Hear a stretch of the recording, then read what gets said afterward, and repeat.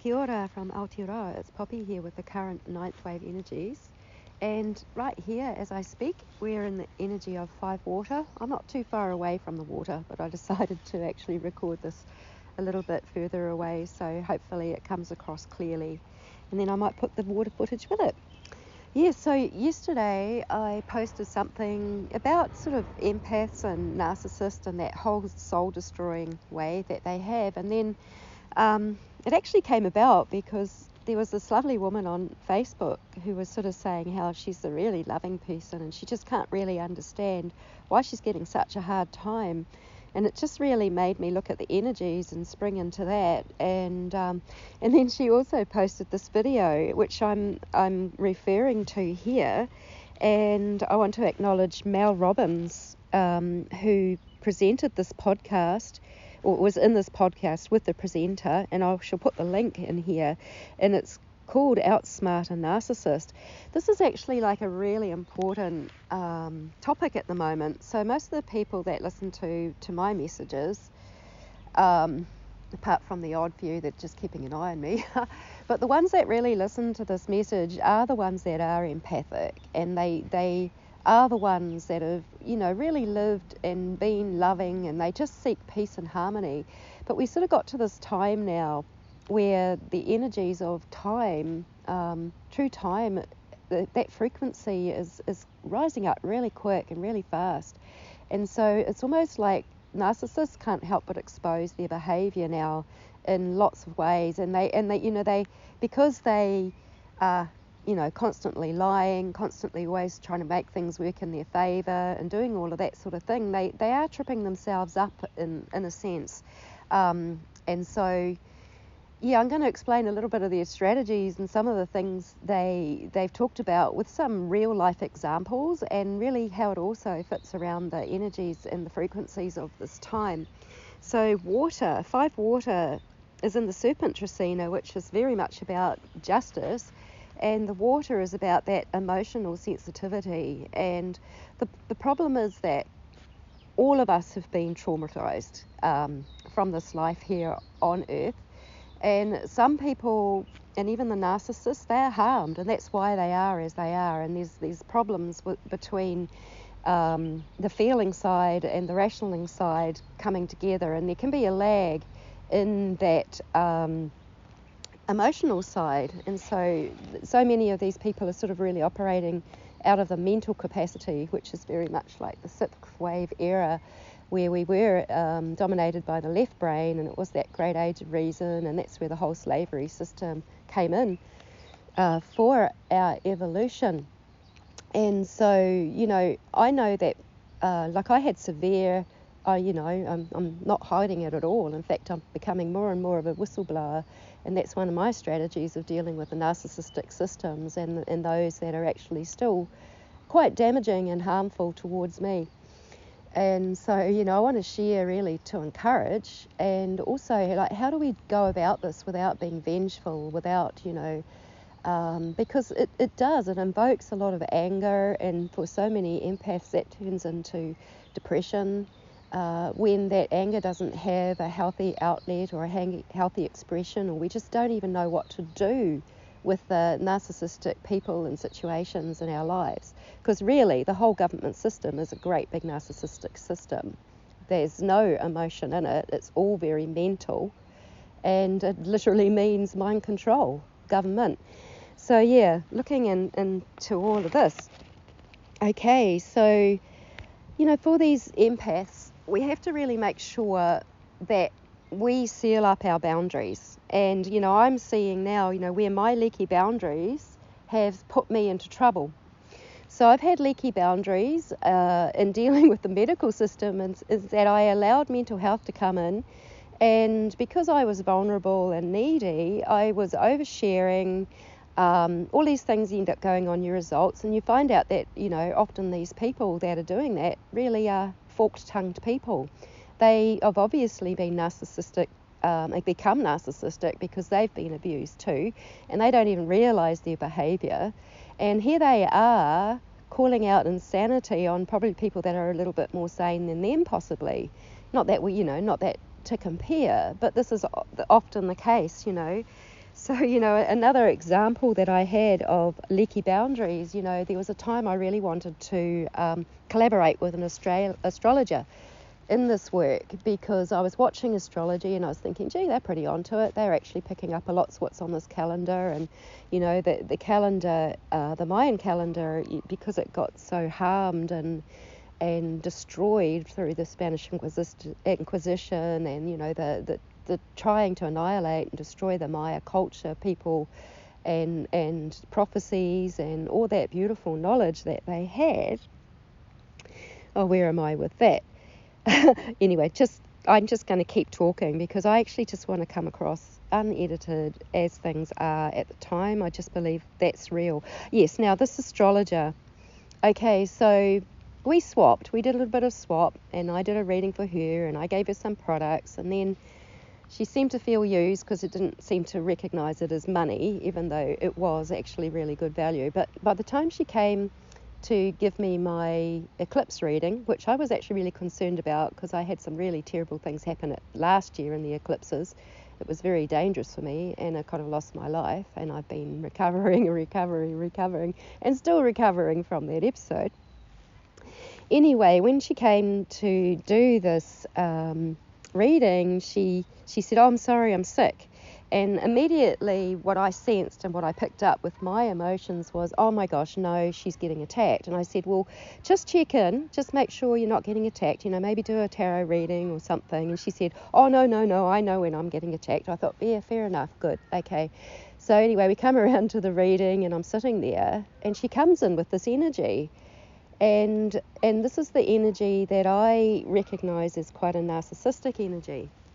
And what happens is that I often freeze, and I in that situation, and I lose my sense of agency, and then my boundaries are all down, and I'm sort of like sitting there in a victim stance, and there she is overpowering and all this sort of stuff. I mean, the really good thing about it was that I really learned a lot more about where astrology comes from. It made me really question it, because part of it, she said, right, I'm channeling Saturn right now. And then I've looked into what is Saturn. She says, Saturn's the lord of time, and I'm like, geez, no, it's not my lord of time. I know that mine comes through the sun and not through the black sun, Saturn, which is, connected up to the Greek Cronus god, who's the flesh-eating, who ate his own children, and now we have this scenario where this is actually playing out big time in this world, and that's partly why I want to whistleblow and stop any more harm to children, mostly. But, we have to crack down on all of this stuff. And part of me speaking up and saying what I'm saying is I'm handing back the shame, which another SRA survivor has written about, and that's how she's done it. I admire her. And another psychologist to deal with it, he talks about giving those knapsacks back, which aren't ours to take. And I tell you what, my shoulders, my neck are actually quite physically in stress, and I've got severe compressions in my neck which affect my everyday life, because I've been taking too many of other people's knapsacks, because that was what I was programmed to do. But we've all been traumatized. And, when we look at these people, what are these narcissists? And also it's a narcissistic system, so remember that. It's controlling. It's pushing people down to raise people up. There's a lot of passive-aggressive stuff. There'll be trashing others to bond to others. So, in the background, they're off there saying all of this negative stuff about someone else so that they can collude with other people's and try and bring them onto their side. So there's a lot of social conditioning that creates narcissists to compete. I mean, the whole money system did that. It's done that to everybody. It's closed down native peoples of many lands. The colonizations come in. First of all, what they do, they send in their missionaries to try to program you, and then you've got barters and trades and exchange and school system and all of that.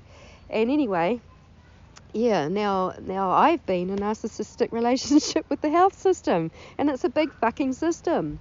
And, who are we? Are we the underdog or the overlord? Because I'll tell you what, that medical system certainly is taking that role of the overlord, and I have certainly become the underdog with all sorts of false analyses and all sorts of things which happen, which come through a system which is largely run by so many people that are narcissistic. Not everyone. I know some really great people in there too, but there are a heck of a lot of narcissists.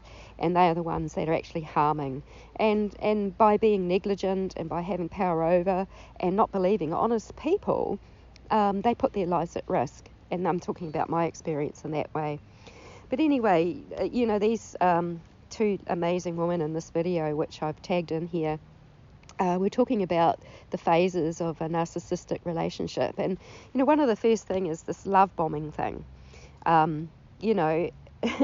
And it's really ironic, because even just a few months ago, I started getting involved with this woman who turned out to be very narcissistic, very damaged. That came to her because she was extremely damaged. And so I had a lot of compassion on her and cared about her.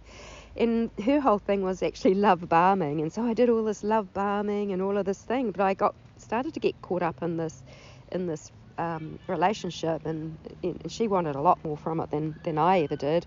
And I gave and gave and gave, only to have it literally spat back at me. And it's interesting too, so these people, they'll love bomb you. They sort of almost become a mirror image. They can psychically read you. They kind of know what you need, what you want, and they'll play into that, and they'll hook you in, and then there'll be something that will happen that gets you hooked in. Like this particular woman, she wanted to share our Apple storage, which means she would have had access to all of my files. And I said, no way, I used to be a counsellor. I haven't cleared up everything, but I when I was working as a retreat facilitator, there may be notes and things that went back to those people, and that's confidential information, and that's not open and accessible to others. Anyway, so that didn't get me hooked in, and then she tried different strategies and different things, and I just wouldn't do it in the end, because finally I was starting to learn and starting to see the signs. And like another thing about narcissists is that they have all these promises. I promise, I'll keep you in lotto. And I'm going to make you this drum bag, and I'll do that, and I'll look after this, and I'll do that. And they're all talk and no action, and then you find out you're actually giving them a whole lot more than they've ever given you, and that they're actually going for a ride on your coattails, and that's another thing. And these relationships, if we do get hooked in, and I've been hooked in with this medical system, I've actually needed medical help and assistance. I've been literally begging for it since 2017 with the same symptoms. And because I was homeless at the time that all that started, and I didn't even have an income, and I was trying to just survive, that's all they read in. I ended up sort of going into hospital in emergency situations, and they wouldn't even look at the physical stuff. They just tried to blame it all on psychiatric stuff or whatever, when there's actually been these very real physical things that were going on as well. One of those doctors even, and I read it in the medical notes, and she said, needs to go to hospital to get a good feed, because, I was a bit skinny at the time. Anyway, it was a lot more than that, and it sort of started that ball rolling where they just were not taking me seriously at all. And I don't know, they must have these background things, because, there's things that have been put in there by this doctor, mark my words, doctor, you're going to be held accountable, because actually justice is coming around, and this time is coming around, and there are no excuses for it. So we get trauma bonded in because, I needed something for my health, which I feel was really, really important. There's been a lot of times where I didn't know whether I was going to survive certain things. But then you get gaslit and told that you're being dramatic, you're over concerned about your health, and the mental health lady that I trusted so much has done that, and then it did end up in mental health, and there was this total framing against me because the abusive therapist was the one that gave all the information to the people who were assessing me, without me giving that, and I get all of these false accusations and labels of really, and they weren't even psychologists, they weren't even, this is where I don't get it. They weren't even trained to give those diagnoses, like to say that I have borderline personality disorder. How dare they? And how narcissistic. Anyway, and when we do sort of end up sort of saying enough, and standing up, and we realise that there's this trauma bond, and anyway, well, they're not going to give me what is necessary and needed anyway, and then we start to discard them, and when they can't, get any more energy off them, that's when they can actually become really, really even more destructive. It's like they don't care about you. They only care about themselves and how they appear and what their status is and what their purse strings are like and all of that. So we can actually end up having like this physiological addiction to people and organisations like the government, and like we are, when most people are trauma bonded to the government. For those of us that have had big health issues and haven't been able to work for years, people are seen as the bottom feeders of society. And in a way, people get trauma bonded because, well, they get this tiny wee little benefit, which is, fuck all, really. And it's just a crumb. But because you're kind of dependent, it's like, you actually sort of get this physiological thing. I need some money because I actually need some food, and I need some shelter, like other people.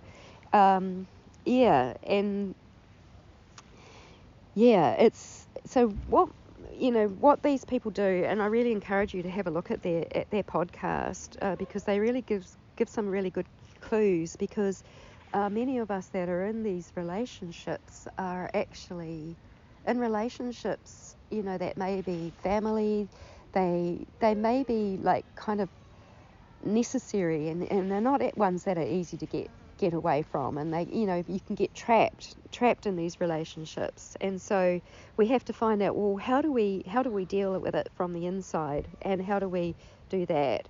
And it's really important that we build our self-value, that we have really strong boundaries, and that, like I said in my video yesterday, that we become the authentic star-seeded being that we really are. We really know who we are. And one thing that's really good to know about all of this is, like, I would recommend that really we have to become like observers. You start to observe the behaviour and start seeing them as a sick person, and like just observing and seeing how things happen without getting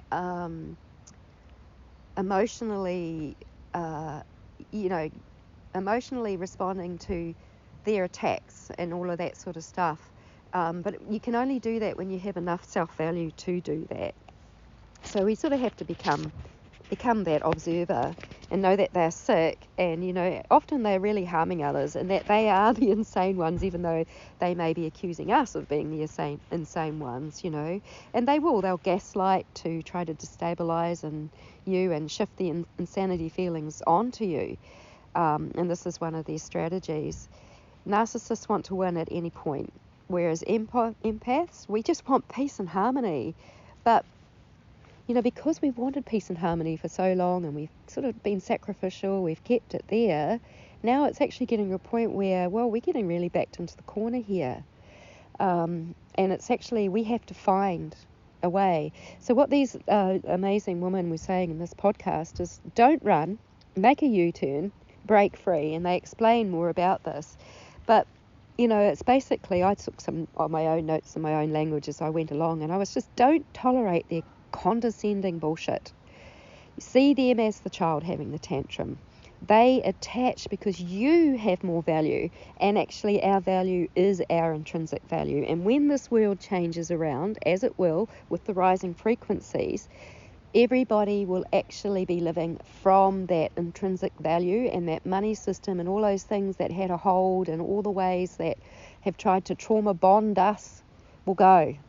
But we have to actually stand up and make the difference and have the boundaries and claim ourselves for ourselves, and just not be taken advantage of anymore. So we don't need to be defending. And for me, oh my gosh, oversharing, that was a big problem. Blaming myself, justifying. I know we're dealing with frickin' murderers and criminals in these institutes, like this is how serious it is. Coming from an SRA survival I know firsthand the depths that these tyrants go to, and these narcissists that don't have feeling, and they do. It's all about taking your value. It's all about taking your soul. And so we have to learn how to be strategic in all this, and to really hand back that shame. So they talk about, in this podcast, they talk about the strategies.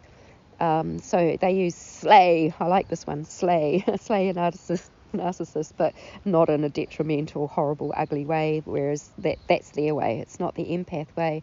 But we need to create a strategy. And my strategy now is to actually be a whistleblower and tell it all, because what's been done to me is done in secret. What's been done in the medical system has been done in secret, and what's been done by this therapist was done in secret. So, my strategy is to make sure it's all open for everyone to see and anyone else to decide, and to encourage other people to do the same and not take any more of this shit, because surely we're over it. And the leverage is the next one. And, that's really, for me, it's about holding them to account.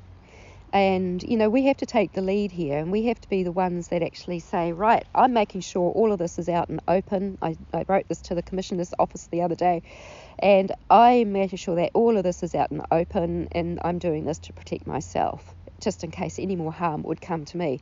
And gosh, you're all my witnesses. And if anything does come harmful to me, whistle blow, tell the whole fucking world, because it's not on.